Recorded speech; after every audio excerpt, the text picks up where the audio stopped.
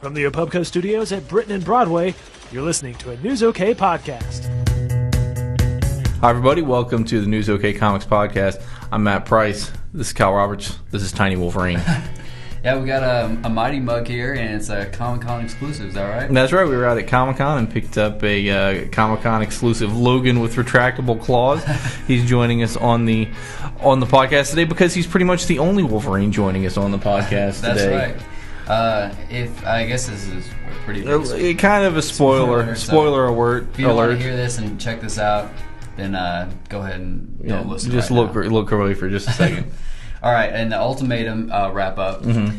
Basically, a ton of people died, and this has been happening throughout the series. Mm-hmm. Spoiler alert: Wolverine dies, Cyclops dies, Magneto dies.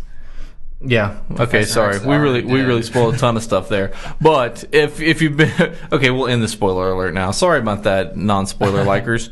I actually like the end better than the beginning of this. David Finch still draws some really nice stuff. The beginning, I don't know, I wasn't really into it. By the end of it, I kind of see what they're trying to do. I can see why. I mean, some people are going to like it, some people aren't. I think they're trying to set up the Ultimate Universe as a very different place in the Marvel Universe again. Overall, I don't know if I can recommend it as a whole, but by the end of it, at least I kind of understood what they were going for a little more. I do think it was written very well and drawn very well. So with what they were trying to do, it works. But I just didn't like it. I don't like everybody just dying all over the place. And it's just not for me. But I do think it's written very well. All right. Next, the second part of Detective Comics starring Batwoman by Greg Rucka and J.H. Williams. The art in this thing is still just amazingly beautiful. This is like, I don't know, museum quality art. I love it. You've got Batwoman confronting this Alice in Wonderland inspired villain. And, the story is moving along as she basically has this battle with the villain. You've got the backup story with the question. But just, right up front, I just say, you got to buy this thing because it's just so beautiful to look at. So, and of course, we'll continue to see these mysteries unfold. The story's pretty good, too. Greg Rucka is no slouch, but the art is just phenomenal. It's definitely very artsy. Yeah. So anyway, yeah, really loving this series so far. Second part. We'll also look at X-Men Forever, fourth part of this. This takes Chris Claremont's 1990s, 80s, 90s run on the X-Men and continues it from that point in history. Yep. So you've got... it's very early 90s, obviously. It's got that kind of feel. It does feel like you're picking up a comic from the early 90s. In this issue, they've got Sabretooth captured and blindfolded. And so you got that going on.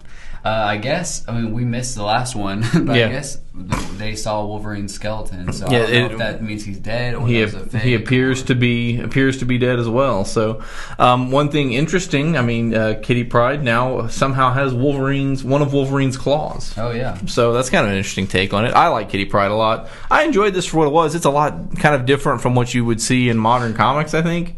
But I think it's kind of fun if you like 90s comics. Definitely. Sweet. All right, and then we'll wrap it up with Blackest Night, Tales of the Core. This ties into DC's big Blackest Night event, which has been great so far. This is the conclusion of this series. The conclusion of the Tales of the Core, which kind of explores the different color spectrum cores. So you've got two Green Lanterns in this one. You've got the origins of Arisa and the origins kind of Kilowog by Peter J. Tomasi. And then you've got the Free Comic Day Blackest Night Zeros in the back. You've got the pencils with director's commentary by Jeff Johns and some of the editors. I thought that was a lot of fun, kind of a neat behind-the-scenes look at what they were trying to do there. So I enjoyed that one quite a bit too. Sweet. So overall, my favorite was Batwoman this week, just because again, the story is good and the art is amazing. What more could you want? Art is amazing. I would go with X-Men Forever #4. All right. So for Kyle Roberts, I'm Matt Price. Thanks for watching.